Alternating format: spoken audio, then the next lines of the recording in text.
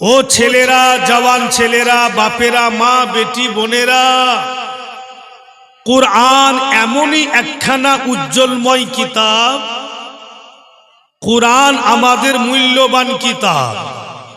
কুরআনকে পবিত্র অবস্থায় স্পর্শ করলেও সওয়াব, পড়লেও সওয়াব এবং মোহাব্বতে দেখলেও সওয়াব। কুরআনের একটা কোনো শব্দকে গলত বলা যাবে না।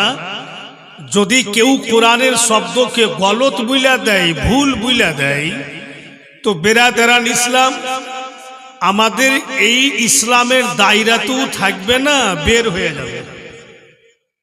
ওই কোরআনে আল্লাহ পাক বলছেন, ওয়ালা তাহসাবানাল্লাযীনা কুতিলু ফি সাবিলিল্লাহি আমওয়াত বাল আহইয়াউ ইনদা রাব্বিহিম ইরযাকুন। এর মানে আল্লাহ বলছেন যে যারা আল্লাহর রাস্তাতে শহীদ হন উনাদের ব্যাপারে দিলের মধ্যে কখনো গুমানও করিও না, কখনো কিঞ্চিত পরিমাণে গুমানও করিও না যে উনারা মারা গিয়েছেন। না, উনারা জীবিত। ইনদা রাব্বিহিম ইরযাকুন, এবং আল্লাহর তরফ থেকে উনাদেরকে রুজি রুটিও পাওয়া যায়। স্বয়ং আল্লাহ পবিত্র কোরআনে বলছেন।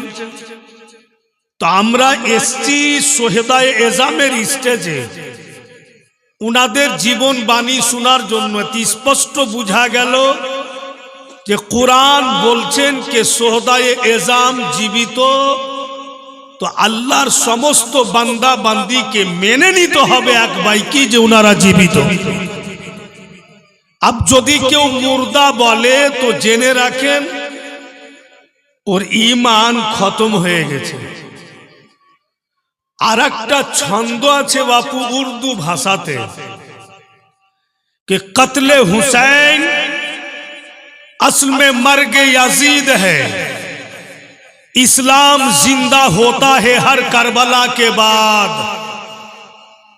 एर माने इमाम हुसैन आली मुकाम शहीद हইলেন, उनार आलो आउलाद शहीद हইলেন, আর বরবাদ হইল কে? তো ইয়াজিদ। মরলো কে? তো याजीद। तो दिल तो बोलছে के छंद लिखने वाला ये कौन टाइपर छंद तुम्हें लिखले कि कत्ले हुसैन असल में मर्ग याजिद है, इस्लाम जिंदा होता है हर करबला के बाद। मारकाए करबलाते इमामे हुसैन आली मुकामेर छेले शहीद हইল, तो याजिद की करे बर्बाद हইল। मारकाए करबलाते इमाम हुसैनेर लाडला दुलारा आली আকবর শহীদ হইলেন, तो याजिद की करे बर्बाद हইল। मारकाए करबलाते सय्यदिना হাসানের ছেলে इमामे কাসিম শহীদ হইলেন, तो याजिद की करे बर्बाद हইল। कोची कोची बच्चा इमाम हुसैनेर भांजा औनो मुहम्मद शहीद हইলেন, तो याजिद की करे बर्बाद हইল। मारकाए करबलाते आली আসগর শহীদ হইলেন, तो याजिद की करे बर्बाद हইল। এটা কোন টাইপের ছন্দ লিখা দিলে? ये उल्टा पुल्टा छंद क्यों? करबला की मिट्टी में इमामे हुसैन शहीद हुए हैं, करबला की मिट्टी में पूरा अहले बयात अपने आप को कुर्बान किया है। याजिद का कोई नहीं गया था, याजिद का बेटा नहीं था, याजिद का भाई नहीं था, तो याजिद कैसे बर्बाद हुआ?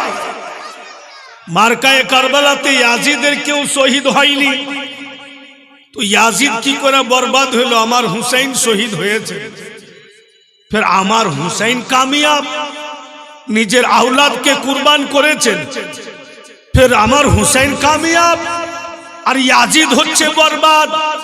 তো বেরাদারান ইসলাম, ভাইরা, বাপেরা আমার, এ দুনিয়ার লোকেরা বলতেছেন আল্লাহ পাক কোরআনে ইয়া আইয়ুহাল্লাযীনা আমানুস্তাঈনু বিস-সাবরি ওয়াস-সালাহ।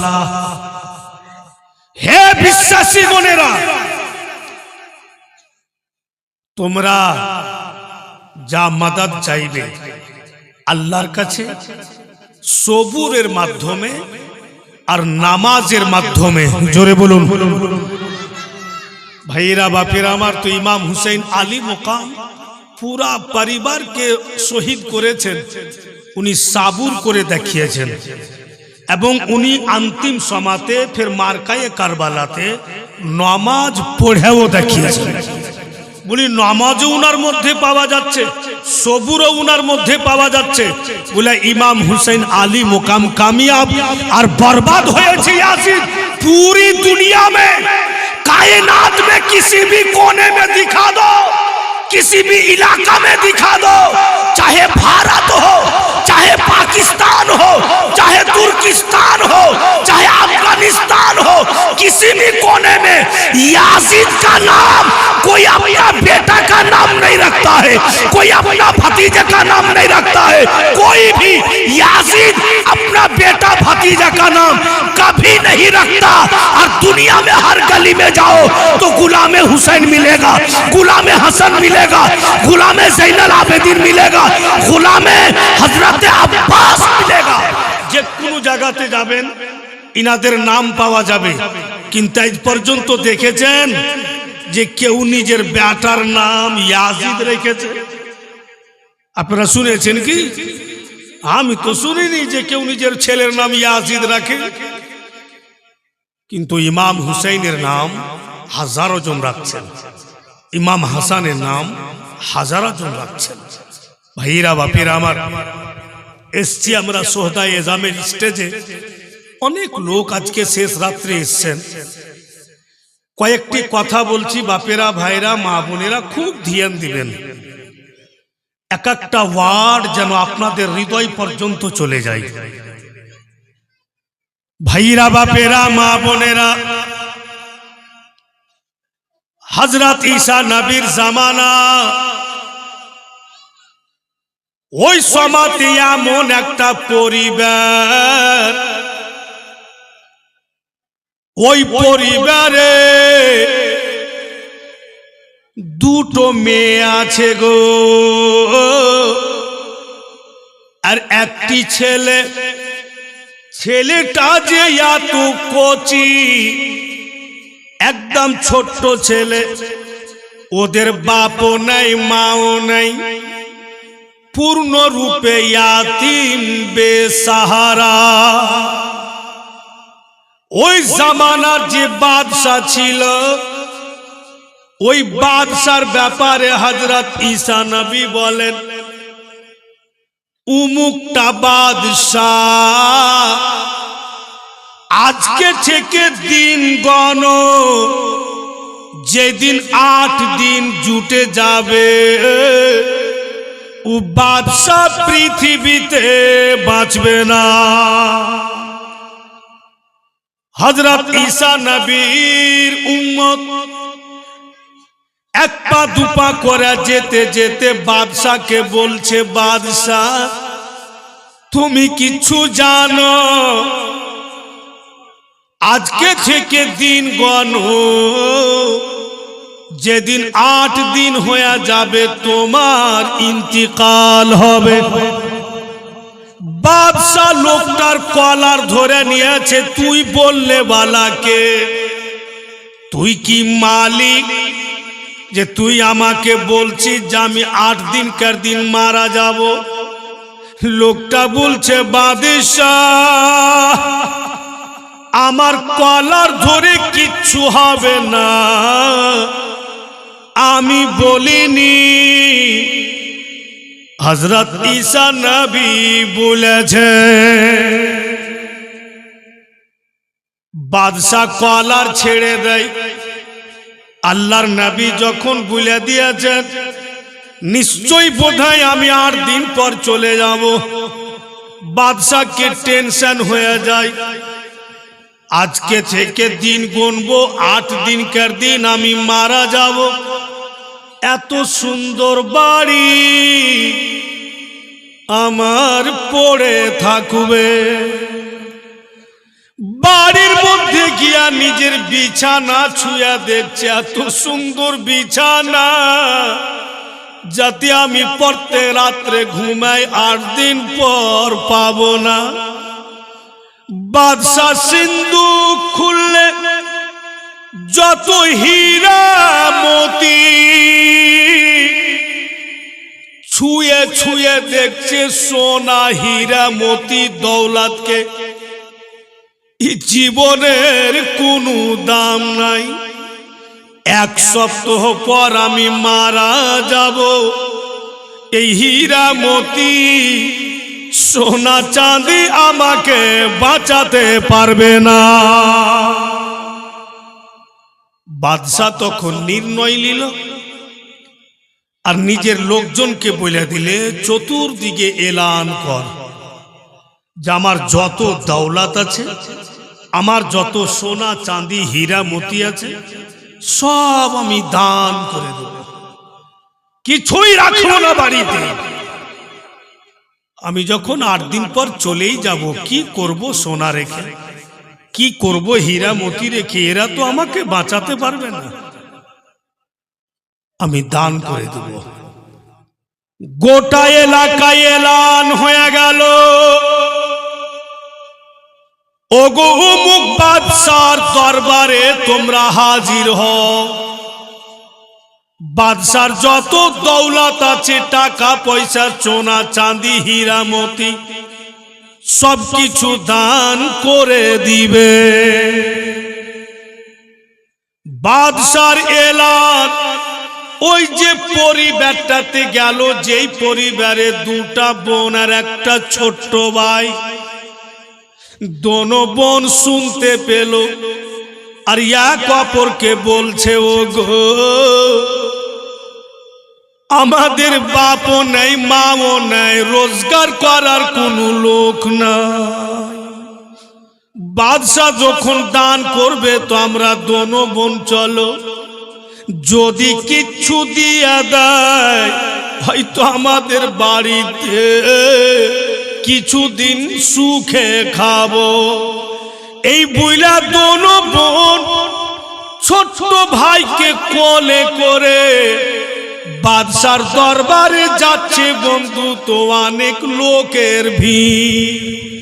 এরা মেয়ে দুটি নিজের ভাইকে কোলে করে এত ভিতরে ঢোকার চেষ্টা করছে, কিন্তু ভিতরে যেতে পারে না। লোকজন যেন ঠেলে অন্যদিকে করে দিচ্ছে। আল্লাহ আল্লাহ, আল্লাহ পাকের মহিমা দেখেন। বাদশার নজর ওই দোনো বাচ্চির উপরে পড়ে যায়। বাদশাহ যেমনই দোনো বোনকে দেখেছে, আওয়াজ দিয়া বলছে, ও গো, আমি এখন দান করা বন্ধ করে দিলাম, কিছুক্ষণ ধৈর্য ধরো। সব লোক দাঁড়িয়ে গেল। যে বাদশাহ যখন দান করা বন্ধ করছে, আমরা দাঁড়িয়ে যাই। দাঁড়িয়ে গেল। এবার বাদশাহ বলছে, ওই মেয়ে দুটি আমি দেখতে পাচ্ছি, ওরাকে আসতে দাও। ছোট্ট ছোট্ট দোনো বোন কচি ভাইকে কোলে করে বাদশার সামনে। বাদশাহ বলছে, মাহিরা, কার সাথে এসছো? তোমাদের বাবা এসছে বা তোমাদের মা এসছে? যেমনই বাপ মায়ের নাম নিয়েছে, দোনো বোন বাদশার সামনে কেঁদে যায়। বাদশাহ বলে, আমি তো এমন কোনো কথা বলিনি রে মা, কেন তোমরা কেঁদে গেলে? দোনো বোন বলছে, বাদশাহ, বাপ যদি বেঁচে রইতে, বাপ যদি বেঁচে রইতে তো জামা কাপড় ফেটে থাকতো না। মা যদি বেঁচে রইতেন তো আজকে আমাদের মাথার চুল এলোমেলো থাকতো না। বাদশা বলে তোমাদের মা বাপ কেউ নাই তো না, তো কি খাচ্ছ তোমরা? ইনকাম করার কোনো লোক নাই রে মা, তো কি খাচ্ছ? দোনো বোন বলছে বাদশাহ সকাল যখন হয় কচি ভাইকে কোলে করে যারা পয়সাওয়ালা ওদের বাড়ি যায়, ভাইকে বসিয়া দি ওদের বাড়ি ঘর ঝাড়ু দিয়া দি, ওদের থালি বাসন ধুইয়া দি পরিষ্কার করে দি। তখন ওই পয়সাওয়ালা আমাদের কিছু দেয়। এইভাবে আমরা খাই, নিজের জীবন যাপন করি। অনেকই বাড়িতে এমনও হয়েছে ওদের খাওয়ার পরে যেটি জুঠা বেঁচেছে সেইটি আমাদের দিয়েছে। হায়রে বাদশাহ সহ্য না করতে পেরে দোনো বাচ্চিকে টেনে বুকে লাগালো। আল্লাহ তোর হাজার শুকরিয়া যে তুমি আমাকে বাদশা করেছো, আমার কাছে দৌলতের কমি নাই। আর ইয়াতিম দুঃখী পরের বাড়ি ঝাড়ু দিয়া থালি ধুয়ে নিজের পেটের দানা করছে। বাদশাহ একটি টাকার পটলি নিয়ে আসলো আর দোনো বোনকে বলছে মায়েরা আজ থেকে কৌরির বাড়ি ঝাড়ু দিতে যাইস না রে মা, আজকে থেকে কৌরি থালি বাসন ধুতে যেতে হবে না। এত দৌলত দিলাম বেটি, তোমরা এই দৌলত খেতে খেতে তোমাদের বিয়ে দানও হয়ে যাবে আর তোমার ছোট্ট ভাই বড় হবে। অত লোকের সামনে ওই ইয়াতিম বাচ্চি হাত উঠিয়া দোয়া করছে কে আল্লাহ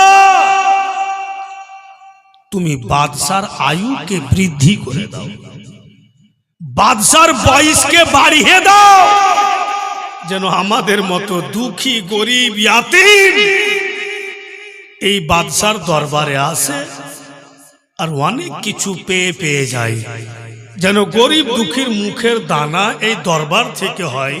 আল্লাহ তুমি বাদশার আয়ুকে বাড়িয়ে দাও। দুয়া করে দিলে 8 দিন পর 9 দিনকার দিন দেখছে তো বাদশার ইন্তিকাল হয়নি। 10 দিন হয়ে যাচ্ছে বাদশার ইন্তিকাল হয়নি। 11 দিন হচ্ছে তো বাদশার ইন্তিকাল হয়নি। আল্লাহ পাক বলেন এ দুনিয়ার লোকেরা শুনো, আমি ইয়াতিম দুঃখীদের দোয়া কখনো খালি ফিরে না। বাদশার ওই দানে বাপু আয়ু বেড়ে গেল আর প্রপার্টি বেড়ে গেল, সারা দুনিয়াতে নাম ছড়িয়ে গেল। হযরত ইমাম মুসলিম রাদিয়াল্লাহু তাআলা আনহু নিজের 2 বেটাকে কাজী শরীর বাড়িতে রেখে উনি আকায় কুফাতে ঘুরছিলেন। হযরত ইমাম মুসলিমকে দুশমনেরা কুফা সরজমিনে শহীদ করেছিল, উনাকে শহীদ করে দেওয়া হয়েছিল। তারপরেই তো ওনার ছেলেদের ঘটনা।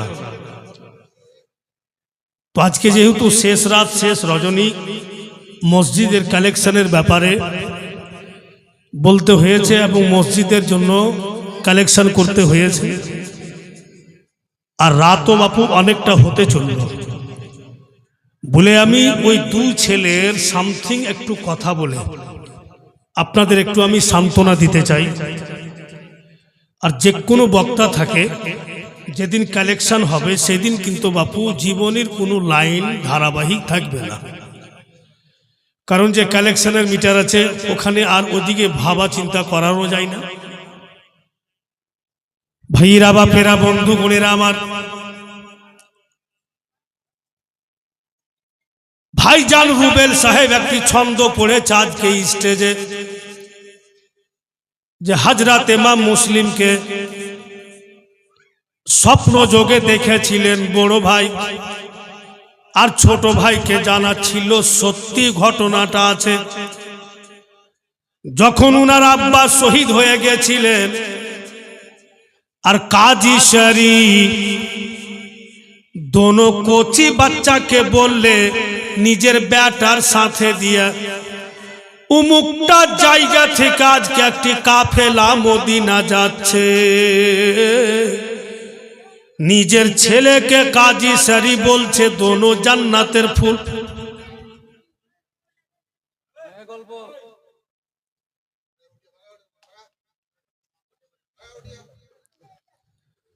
बंधुगणिरा आमार, काजी शरीफ निजेर बेटार संगे दोनों जान्नातेर फुल के दिल। निजेर बेटा के बोलछे धन आमार जीवने अनेक काम करेछो बेटा, आजके तोमाके बापू एमन एकटा काज दिচ্ছি, এই কাজটা যদি করে দিতে পারো আল্লাহ তোমার প্রতি সন্তুষ্ট হবে। কাজী শরীফকে ওর বেটা বলছে আব্বা বলুন তো কি এমন কাজ? বলে এই যে দুটা জান্নাতের ফুল দেখছো বাপু মুহাম্মদ আর ইব্রাহিম, ইনারা হযরত ইমাম মুসলিমের বেটা, এর বাবাকে কুফাওয়ালা শহীদ করে দিয়েছে। এই दोनों ছেলেকে নিয়ে যাও, উমুক জায়গাতে দেখবে তুমি একটা কাফেলা আছে, কিছুটা লোক আছে, ওরা কিন্তু মদিনা যাচ্ছে। এই दोनों ভাইকে নিয়ে যাও আর ওদের সাথ ধরিয়া দাও যেন মদিনা চলে যায়। ठीक बेरादार काजी शरीर बेटा मोहम्मद इब्राहिम के निया गेलो, गिया देखछे तो ओई काफेला ओ जागाते नाई किछुटा दूरे चले गिয়েছে। बोलतेছে काजी शरीर बेटा ओगो जन्नतेर फूल मोहम्मद इब्राहिम তোমরা এক অপরের হাত ধরে নাও, আর ওই যে কাফেলা চলে যাচ্ছে আগে আগে দেখছো, ওদের পিছন পিছন দৌড় লাগাও আর তোমরা মদিনা চলে যাও। দুই ছেলে এক অপরের হাত ধরে দৌড় লাগালো। কিছুক্ষণ ওদের পিছন পিছন দৌড় লাগিয়ে ওই কাফেলা কিন্তু আর নজরে আসছে না। दोनों भाई परेशान হয়ে গেল যে কাফেলা দেখতে পাই না, কোন দিকে চলে গেল, কেমন করে কুফা পার হব, এই চিন্তা ভাবনা করছে। আর আচানক বন্ধু ওদের কানে আওয়াজ আসছে আল্লাহু আকবার আল্লাহু আকবার, আজানের শব্দ। दोनों भाई আজানের শব্দকে ধ্যান দিয়ে শুনছে, জানো কুফা জামে মসজিদের মুয়াজ্জিন আজান দিতেছে। এর মানে ওরা কুফা থেকে বের হতে পারে, কুফাতেই আছে। মোহাম্মদ বলছে ইব্রাহিম ভাইজান ওবায়দুল্লাহ এলান করেছে আমাদের ধরে নিবে, একটা কাজ করেন না। বলে কি কাজ? দিন বেলাতে আমরা কোথাও ছুপিয়ে যাব, दिन बेलाते कोথাও छुपिए যাব, और যখন রাত হবে বেলা ডুববে তখন বের হব। কারণ যে যদি আমরা দিন বেলাতে ঘুরে বেড়াই, জানি না ওই বাদুল্লাহ লোক আমাদের ধরে নিবে, জুলম ও সিতম করবে। তাই চলো দিন বেলাতে কোথাও ছুপিয়া বসা থাকবো, যখন বেলা ডুববে তখন রওনা হব। ঠিক সারা দিন যে কোনো ব্যক্তি ছুপিয়া যদি বসা থাকে, দানাও পাবে না, পানিও পাবে না। কারণ যে ওরা ছুপিয়া বসা আছে, সারা দিন বিনা দানা পানিতে ছুপিয়া বসা থাকলো। ফের যখন বেলা ডুবলো তো দোনো ভাই রওনা হইল। কত লম্বা আপনাদের সামনে বয়ান করব বন্ধু। সারা রাত দৌড়তে থাকলো। ফির ভি যখন মুয়াজ্জিন আজান দিচ্ছে ফজরের, তো কুফা মসজিদের আজান এখনো পার হতে পারেনি। বলতেছে দোনো ভাই, আর কোনো উপায় নাই, চলতে পারা যায় না। ছোট ভাই বড় ভাইকে বলছে, ভাইজান শরীর চলে না, পেটে দানা নাই, পানি নাই। বাবা যদি থাকতেন তুমি আমাদের দেখভাল করতেন, বাপও নাই। যদি আমার কিসমতে থাকে যে কুফার জঙ্গলই আমার রুহু বের হবে, তাই হইয়া যাক, কিন্তু আমি এক কদম চলতে পারবো না। নাই শক্তি। বড় ভাই নিজের ছোট ভাইয়ের চোখের পানি মুছে, তুমি চিন্তা করিও না, চলো আমার সাথে, এখন অনেকটা রাত হয়ে গিয়েছে, কেউ জায়গা নাই, তুমি খিদা পেয়েছো,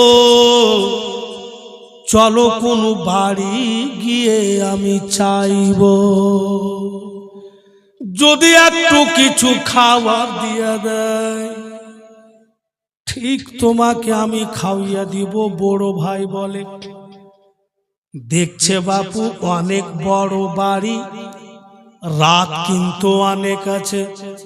ওই বাড়িটাতে উঠলো, ছোট ভাইকে বসিয়ে দিয়ে মোহাম্মদ আওয়াজ দিচ্ছে, বাবুজি যদি কেউ বাড়িতে থাকেন একটু বেরিয়ে আসুন, রাত অনেক। বাড়িওয়ালার দরওয়াজা খুললে দেখছে তো দুই জান্নাতের ফুল। বাড়িওয়ালা বলছে, কে তোমরা, এত রাত্রে আমার দরওয়াজাতে কেন? মুহাম্মদ বলছে, বাপজান আমার ভাই 2-3 দিন থেকে কিচ্ছু খাইনি, খুব খিদা পেয়েছে, যদি একটু কিছু খাবার থাকে তো দিয়ে দেন, কিন্তু বাবুজি আমাদের সাদকা এবং ফিতরা বলে দিয়েন না। এটা শব্দ কেন বললেন?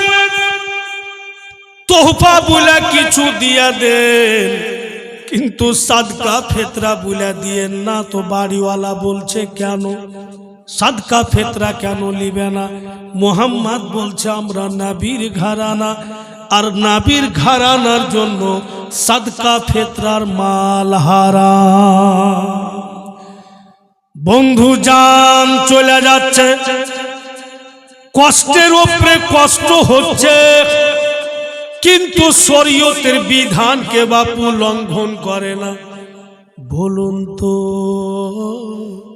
আমারই বেটা বা আপনাদের বেটা, মা বোন বা আপনাদের কোনো বেটা যদি বিনা দানা পানিতে জঙ্গল জঙ্গল দৌড়া বাড়াইতো, বাপও নেই মাও নেই, কোনো সঙ্গী নাই, ও বাড়িওয়ালা চট করে হাত উঠিয়ে মুহাম্মাদের কাঁধাতে হাত দিয়ে ধাক্কা মেরা বলছে দুশ্মন যে ভিক্ষা করার নিয়ম শিখে গিয়েছো, দুধের দাঁত ভাঙেনি আর নিজকে আলে রাসূলের দাবি করছো।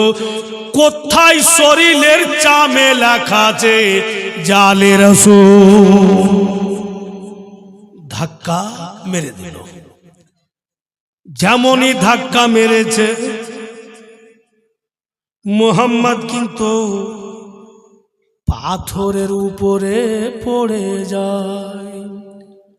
কপালের চাম ফেটে রক্তের ফুহারা বেরিয়ে আসলো। ইব্রাহিম তাড়াহুড়া করে ভাইকে ধরে বলছে, আমি আর খিদা নাই, কখনো বলবো না যে খিদা পেয়েছি, আমার খিদা মিটে গেল। মুহাম্মদ বলছে, ভাই আমার এত নিরাশ হইও না, জগতে সবাই এক রকম নাই। এই দুয়ারে পাইলাম না তো অন্য দুয়ার চলো, নিশ্চয়ই কিছু না কিছু পাবো। বন্ধুগণ, লোকটা কিন্তু মুসলমান ছিল, দাড়ি ছাড়া ছিল, চুল দাড়ি পেকে গেছিল, পাক্কা নামাজি মনে হচ্ছিল। ওই মুসলমান ধাক্কা মেরে দিলে দোনো আলে রাসূল এবার এক পা দুপা করতে করতে বাপু ইহুদির দুয়ারে উঠল। এক মুসলমান ধাক্কা দিয়ে কষ্ট দিল, अब ইহুদির দুয়ারে চলে গেছে, সে মুসলমান নয়। এবার কি হতে পারে?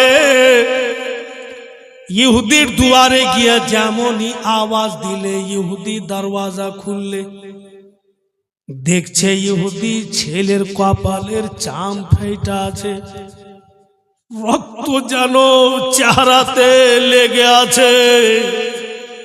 ইহুদি চট করে বলছে, ধনেরা এত গোলাপ ফুলের চেহারাতে রক্ত কেন?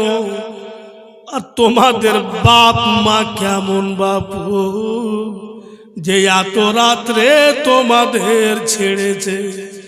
মুহাম্মদ বলে, আমাদের বাপ মায়ের মতো কেউ নাই, উনাদের কিছু বলিয়েন না, কারণ যে আমার মাও জগতে নেই, বাপও নেই। বাপকে কুফাওয়ালা শহীদ করে দিয়েছে। ইহুদি বলছে, তোমরা কার বেটা? বলে, আমরা ইমাম মুসলিমের বেটা। ইহুদি চট করে নিজের স্ত্রীকে আওয়াজ দিচ্ছে, ওগো উঠো বিছানা থেকে, বেরিয়ে এসো, তুমি জিনাদের গল্প তুমি রাত দিন আমাকে শোনাচ্ছ, তোমাকে খোঁজ করতে হবে না, আমাদের দরওয়াজায় চলে এসছে। ইহুদির স্ত্রী বেরিয়ে আসলো, বলে, কার কথা বলছেন স্বামী গো? বলে, তুমি আমাকে বলছো, 15 বছর হইল আমরা বিয়ে করেছি, এখন পর্যন্ত একটাও সন্তান হয়নি। তুমি নাকি বারবার স্বপ্ন দেখছো আওলাদে রাসূলের সেবা যদি করতে পারি, উনাদের সেবার বিনিময়ে আল্লাহ তোমার গর্ভে সন্তান দিবে। দেখো দেখো, মুসলিমের 2 লাডলা দুলারা জান্নাতের ফুল চলে এসছে। স্বামী স্ত্রী দোনো জান্নাতের ফুলকে উঠিয়া ভিতরে নিয়ে গেল।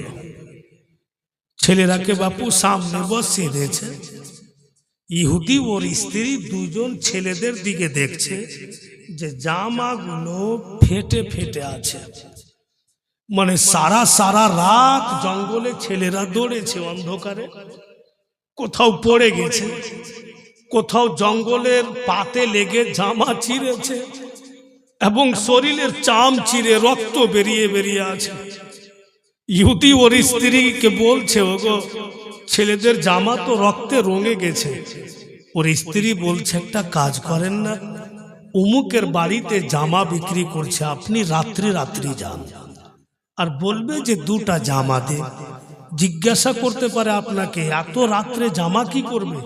তা আপনি বলবেন যে আমি সকালবেলা আমার প্রয়োজন আছে, আমি সকালে আসার টাইম পাবো না, তাই আমাকে দিয়ে দেন। ওর স্বামী গেল, দুটা বাবু নতুন জামা নিয়ে আসলো। দোনো ছেলে সামনে বসে ওই স্বামী স্ত্রীকে দেখছে। ইহুদির স্ত্রী নতুন জামা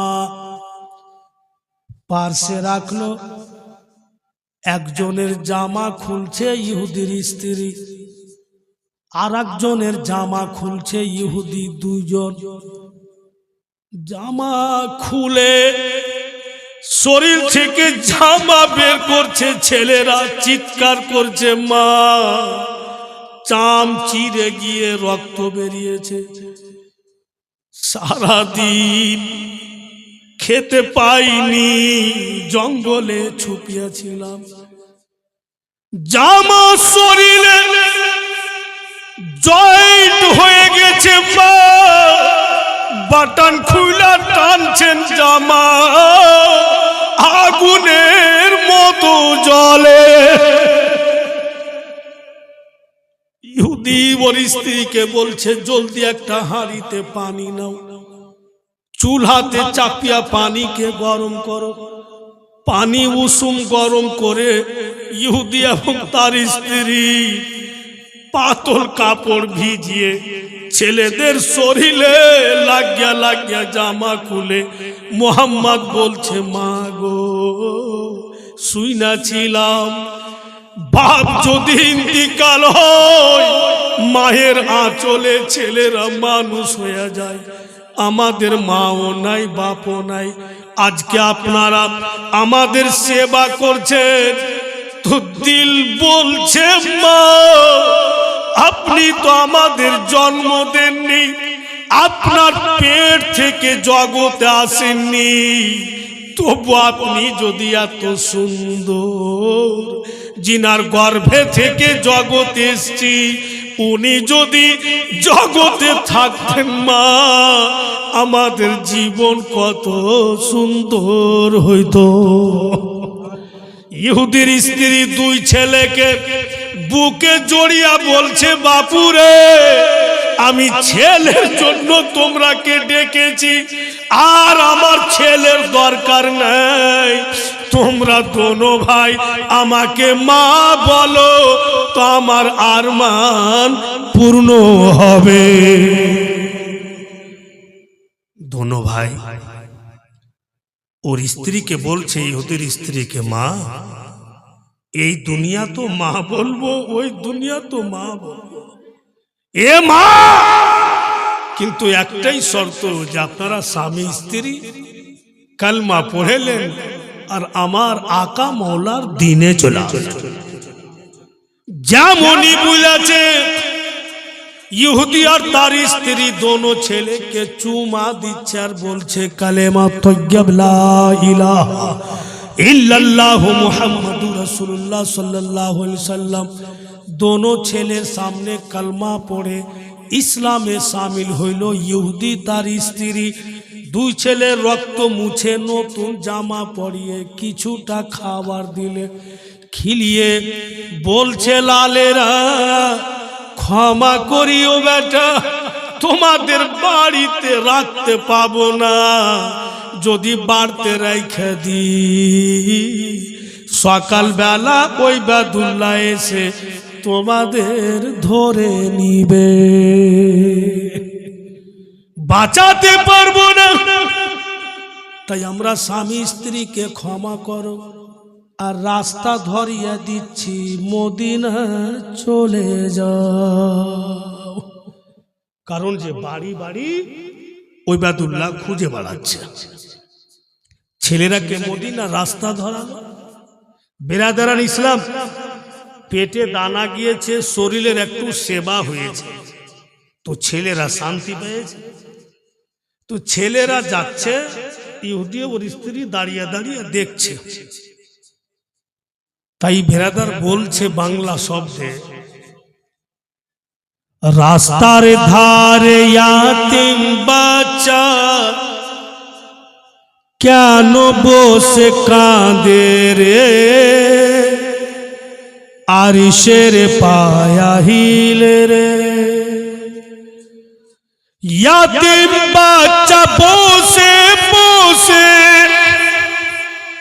কেন আজ কান দিয়া যায়, খোদা তাআলা ডেকে তামাম ফারিশতারে তাই তো কয়, ইয়াতিম বাচ্চা বসে বসে কেন আজ কান দিয়া যায়, খোদা তাআলা ডেকে তামাম ফারিশতারে তাই তো কয়।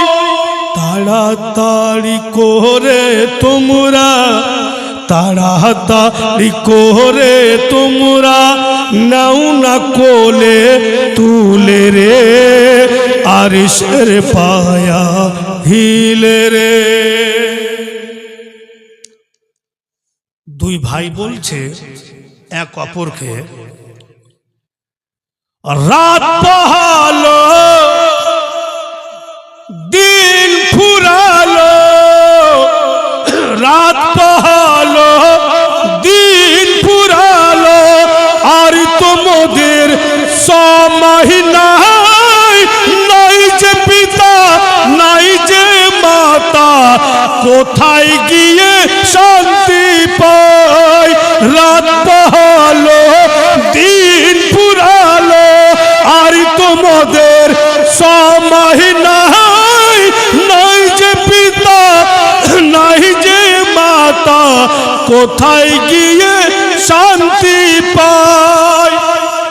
থাকতো যদি মাতা পিতা, থাকতো যদি মাতা পিতা, দুঃখ যেতাম ভুলে রে, আরিশের পায়া হিলে রে। থাকতো যদি মাতা পিতা, দুঃখ যেতাম ভুলে রে, আরিশের পায়া হিলে রে। সোনা চাঁদি হীরা মোতি, সোনা চাঁদি হীরা মোতি, সঙ্গে কিছুই যাবে না, ইয়াতিমের সে বানা করিলে খোদা খুশি হবে না। সোনা চাঁদি হীরা মোতি, সঙ্গে কিছুই যাবে না, ইয়াতিমের সে বানা করিলে খোদা খুশি হবে না। তাই তো গোলাম ইয়াসিন বলেন, তাই তো গোলাম ইয়াসিন বলেন, নবীর হাদিস খুলে রে, আরশের পায়া হিলে রে। রাস্তার ধারে ইয়াতিম বাচ্চা কেন বসে কাঁদে রে, আরশের পায়া হিলে রে। যখনই বেলা উঠলো, কুফার জঙ্গলেই কিন্তু দোনো ভাই আছে, ইহুদির বাড়ি থেকে চলে আসলো। বেলা উঠলো, দোনো ভাই বলছে আমরা এখনো কুফাতে আছি, পার হতে পারিনি। যখন আলো হয়ে যাবে, দুনিয়া সূর্যের তাপে আলোকিত হবে, এক অপরকে দেখা যাবে। বলা যায় না ওই বেদুল্লাহ লোক আমাদের ধরবে, চলো আবার ছুপিয়া যাই। কোন জায়গাতে ছুপাবে? দেখছে বন্ধু যে দূর থেকে একটা ঘন জঙ্গল দেখা যায়।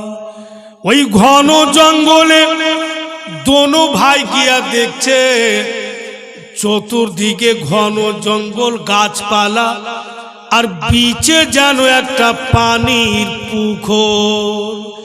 বলতেছে মুহাম্মদ, এ ইব্রাহিম চলো চলো এই পুকুরের পাটালে বসে থাকবো, দানা যদি না পাই তো দিনের মধ্যে কমসে কম পানি তো পাবো। পুকুরের পাটালে একটি গাছের জড়ে দোনো ভাই বসলো। সারা দিন কাটাবে, সন্ধ্যা লাগবে, তারপরে মদিনার রাস্তা নিবে। দোনো জান্নাতের ফুলকে পুকুরের পাটালে গাছের জড়ে বসে থাকতে দেন। আব চলুন আপনাদের নিয়ে যাচ্ছি একজন লোকের নাম হারিস। ওই হারিস এলান শুনেছে ওই বেদুল্লাহ মুসলিমের দুই বেটাকে যে ধরে এনে দিবে অনেক টাকা ইনাম দিব। ওই হারিস পাপী দোনো জান্নাতের ফুলকে খুঁজা বাড়ায়। ওই হারিস পাপীর স্ত্রী ওর বাড়িওয়ালি, ইনি ফের আওলাদে নবীর দিওয়ানি। স্বামী হচ্ছে দুশ্মন, দোনো ফুলকে খুঁজা বাড়াইছে ধরার জন্য। আর ওরই স্ত্রী হচ্ছে আওলাদে নবীর দিওয়ানি। হারিসের স্ত্রী ওর বাড়িওয়ালি নিজের দাসীকে বলছে, দাসী পানির কলসটা নিয়ে নাও, পানির কলসিটা নাও, আর পুকুর থেকে তুমি পানি আনো। ওই পুকুরে পাঠাচ্ছে, যে পুকুরের পাটালে দোনো জান্নাতের ফুল বৈশা আছে। ঠিক বন্ধুগণ, হারিসের দাসী যখন কলসি নিয়ে ওই জঙ্গলে, ঘন জঙ্গলে পুকুরে গেল, যেমনই কলসিখানা পানিতে ডুবাবে নজর করে দেখছে দুই ছেলের শরীরের ছায়া যেন পানির উপরে ভাসতেছে। দোনো ছেলের শরীরের ছায়া পানিতে ভাসছে। হারিসের দাসী পানি কিন্তু আর নিল না, নজর উঠিয়ে দেখছে যে এত ঘন জঙ্গলে কার ছেলে আছে। দেখছে তো দোনো ভাই এক অপরকে ধরে আছে আর গাছতলাতে বসে আছে। ওই হারিস পাপীর দাসী ওর বাড়িওয়ালি পাঠিয়েছে। দোনো ছেলেকে বলছে, ধনেরা কে বাপু তোমরা, এই ঘন জঙ্গলে কি করছো তোমরা, এখানে কেন? দোনো ভাই এক বাইকি উত্তর দিচ্ছে, 150 খানা পত্র দিয়ে কুফাওয়ালা ডাকিল, ডেকে তারা ধোকা দিয়ে জুলম যে করিল। 150 খানা পত্র দিয়ে কুফাওয়ালা ডাকিল, ডেকে তারা ধোকা দিয়ে জুলম যে করিল, জুলম যে করিল। ওগো নবী দো জাহাঁ একবার ডাকো না, তোমার পাক মদিনায়, নইলে মোরা যাব কোথায়, নইলে মোরা যাব কোথায়। মুআজ্জাজ ভাইরা বন্ধুগণের আমার বলতেছে, দোনো লাডলা দুলালা যে আমরা ইমাম মুসলিমের ছেলে, কুফাওয়ালা আমার আব্বাকে ডেকে শহীদ করে দিয়েছে, এখন আমরা পাগলের মতো ঘুরে বেড়াচ্ছি, মদিনা যাওয়ার রাস্তা খুঁজে পাই না। বলতেছে বন্ধুগণেরা আমার, ও ছেলেরা এসো বাপু আমার সঙ্গে, আমার যিনি মালকিন যদি তোমাদের পেয়ে যায় তো বড্ড খুশি হবে, কারণ তোমাদের দিওয়ানি। ওই হারিস পাপি খুঁজা বাড়াইছে আর ওরই বাড়ির দাসী দোনো ছেলেকে উঠিয়া হারিসের বাড়ি নিয়ে যায়। হারিসের স্ত্রী বলছে দাসীকে, পানি আনতে বলেছিলাম, পানি কোথায়? হারিসের দাসী বলছে, মালকিন সাহিবা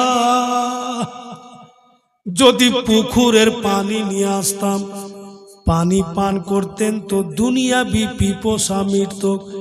আজকে এমন পানি আইনাছি ইহুকালেরও পিপাসা মিটবে, পরকালেরও মিটবে। বলে কেমন কথা?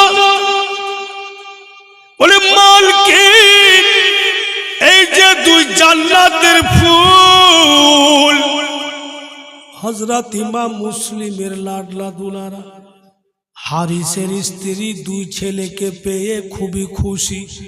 ছেলেদের সেবা যত্ন করে খাবার খিলিয়ে সুন্দর করে একটা ঘর দিলে, লাডলা দুলারা শুয়ে যাও বাপু, কিছুক্ষণ পরে আমার স্বামী বাড়ি ঢুকবে, তোমরা বিছানাতে আরাম করো, কিন্তু জোরে চিৎকার করিও না।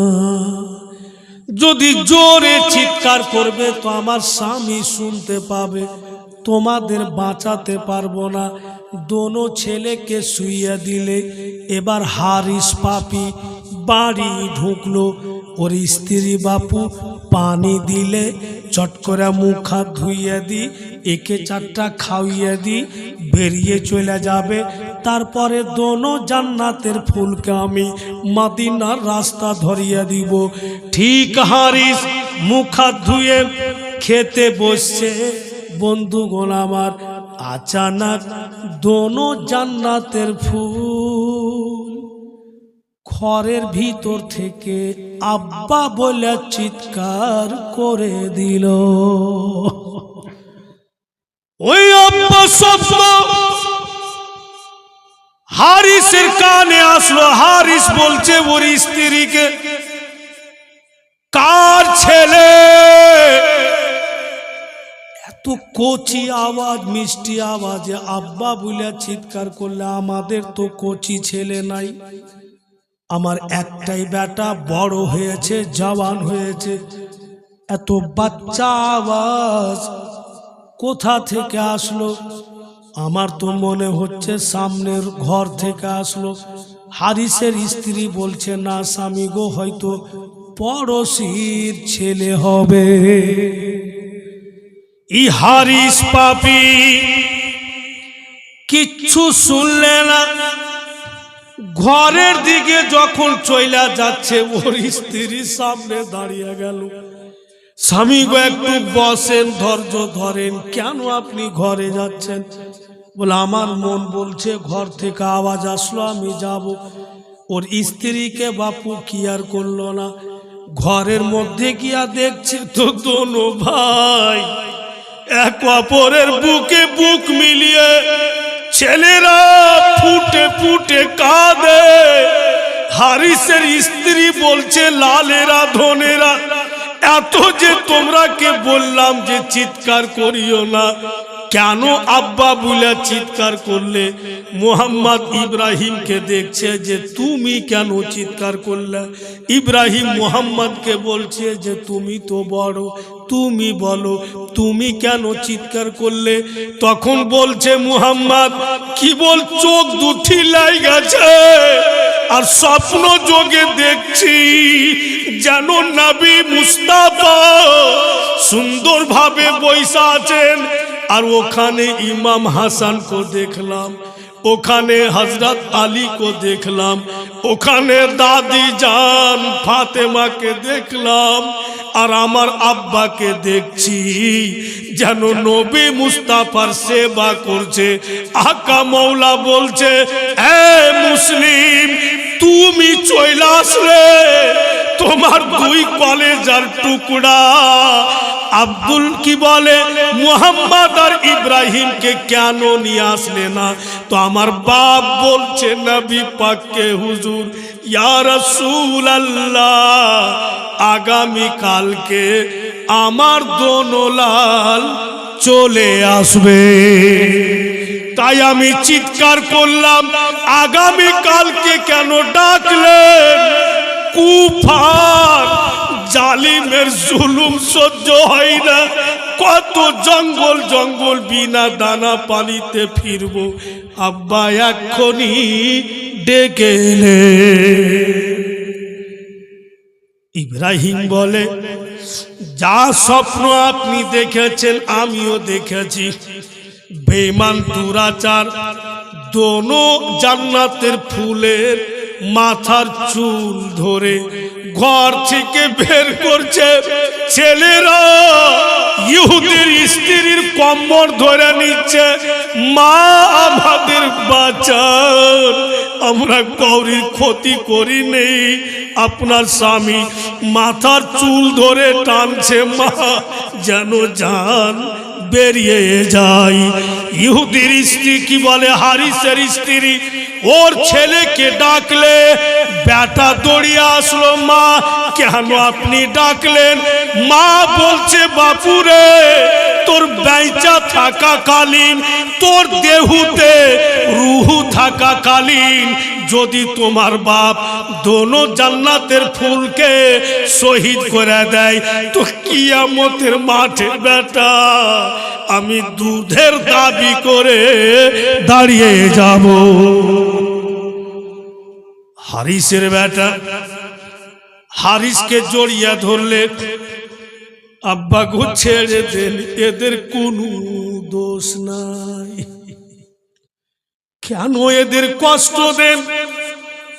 মাথার চুল তো ছাড়েন, কারণ আপনার ছেলের মাথার চুল ধরে যদি কেউ টানে তো কেমন লাগবে? হারিস বেঈমান তলোয়ার উঠিয়ে নিজের বেটাকে আর স্বামীকেও বন্ধু শহীদ কি বলে স্ত্রীকে, মা বেটা দুইজনকে শহীদ করে দিল। ছেলেরা নার্ভাস হয়ে গেল, আর আমাদের কেউ নাই। ই তো নিজের বেটাকেও শহীদ করে দিলে, নিজের স্ত্রীকেও শহীদ করে দিলে, আর কে বাঁচাবে? ওই বেঈমান দোনো ছেলেকে বাপু ফুরাত নদীর কূলে নিয়ে গেল। ফুরাত নদীর কিনারাতে যায় বলছে যে, বল আগে কার গলাতে তলোয়ার চালাবো? মোহাম্মদ বলছে, হারিস একটা কাজ কর, আমরা দোনো ভাইকে কোনো পয়সাওয়ালার বাড়িতে বিক্রি করে দাও, তুমি অনেক টাকা পেয়ে যাবে, আমরা ওর বাড়িতে খেটে নিজের পেটের দানা বের করে নেব, কিন্তু আমাদের গলাতে তলোয়ার মারিও না। হারিস বলছে, যদি কোনো পয়সাওয়ালার বাড়িতে বিক্রি করি তো কেউ ফের ছুটিয়ে নেবে। দোনো ভাই বলছে, ঠিক আছে, তুমি যখন বিক্রিও করবে না তো আমরাকে 5 মিনিট সময় দাও। কেন? বলে আমাদের নবী মুস্তাফাকে কিচ্ছু বলার আছে। বলে দিলাম। দোনো ভাই মদিনা তৈয়বার দিকে চেহারা করলে, এইভাবে হাত বেঁধে নবী মুস্তাফাকে স্মরণে রেখে ধ্যানে রেখে আর একসঙ্গে দোনো ভাই বলছে, দয়াল প্রাণের দয়ার রাসূল, দাও না একবার দেখা, তোমায় ছেড়ে আর কতদিন কাঁদিব আমি একা গো নবী, দাও না একবার দেখা। দয়াল প্রাণের দয়ার রাসূল, দাও না একবার দেখা,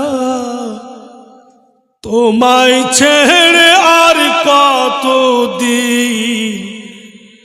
কাঁদিব আমি একা গো নবী, কাঁদিব আমি একা। সূর্য হয়ে ফুটলে তুমি কুরাইশ কাননে, আদর করে রাখলাম তোমায় আমার ভাঙা ঘরে গো নবী, দাও না একবার দেখা। শুনি রে আকাশ, শুনু রে বাতাস, শুনি রে আকাশ, শুনু রে বাতাস, হারালাম মোর নবী, এ জীবনে দেখিব আমি নবীর প্রেমের ছবি গো নবী, দাও না একবার দেখা। যেমনই বলেছেন দোনো লালের চেহারার সামনে, চোখের সামনে নবী মুস্তাফার নুরানি চেহারা চলে আসলো।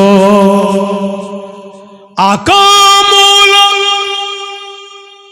দোনো জান্নাতের ফুলকে বলছে ধনেরা আমাকে মুহাব্বতে দেখো,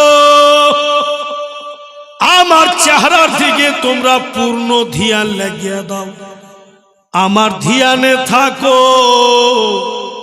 যদি তোমাদের টুকরো টুকরো করে দেয় তবুও ব্যথা হবে না। দোনো ভাই নবী পাকের নুরানি চেহারার দিকে পূর্ণ ধ্যান লাগালো। এদিকে হারিস তলোয়ার উঠিয়ে দোনো ছেলের বাপু গলা থেকে মাথাকে আলাদা করলে আর দোনো ভাইয়ের শরীরকে ফুরাত নদীতে ঠেলে দিল। দুই ভাইয়ের শরীর ফুরাত নদীতে আর দোনো মাথা নিয়ে ওবায়দুল্লাহর দরবারে। ওবায়দুল্লাহ বলছে, এই হারিস এটা কি করেছিস? আমি বলেছিলাম যে ধরে আনতে হবে, আমি বলিনি যে গলা কেটে দে। আমি নিজের মালিক নিজে নই, আমার মালিক হচ্ছে ইয়াজিদ। ইয়াজিদ এখন যদি দোনো ছেলেকে জীবিত চেহে নাই, আমি পাবো কোথায় যে দিব? কেন এত বড় কাম করলি? ওবায়দুল্লাহ মিজাজে এসে বলছে, কে আছো? এই দোনো মাথাকে নিয়ে যাবে আর ওদের শরীরে লাগিয়ে দাফন করে দিবে। ওবায়দুল্লাহর দরবারে এক আশিকে রাসূল, আওলাদে রাসূলের দিওয়ানা চাকর ছিল। ও দাঁড়িয়ে বলছে, এই ওবায়দুল্লাহ এই কামগুলো আমাকে সঁপে দাও, এই কাজগুলো আমাকে দিয়ে দাও। এর বিনিময়ে যদি সারা বছর তুমি বিনা বেতনে খাটাও, আমি খেটে তখন ওবায়দুল্লাহ দোনো মাথাকে ওই আশিকে রাসূলের হাতে দিয়ে দিলে আর হারিসকে বাপু খুঁটিতে বেঁধে দিলে। ও বাঁধা থাক, দুই ছেলের মাথার সঙ্গে চলুন। ওই আশিকে রাসূল দোনো ভাইয়ের মাথাকে দেখছে আর যাচ্ছে ফুরাত নদীর কূলে আর বলছে, আল্লাহ আমি তো চিনতে পারি না, এর মধ্যে ছোটকে আর বড়কে দেখতে তো একই রকম লাগে, আমি চিনব কি করে যে ছোট কোনটা বড় কোনটা? এই চিন্তা ভাবনা করতে করতে ফুরাত নদীর কূলে যাচ্ছে। তো বাপু দোনোটা শরীর মাথা নেই, মাথা নাই, শুধু গলা থেকে শরীর আছে। পানিতে ডুবেও যায়নি, ভেসেও যায়নি, জীবিত মানুষের মতো এক অপরের হাত ধরে নদীর কিনারাতে ঘুরতি আছে। ওই আশিকে রাসূল বলে, আল্লাহ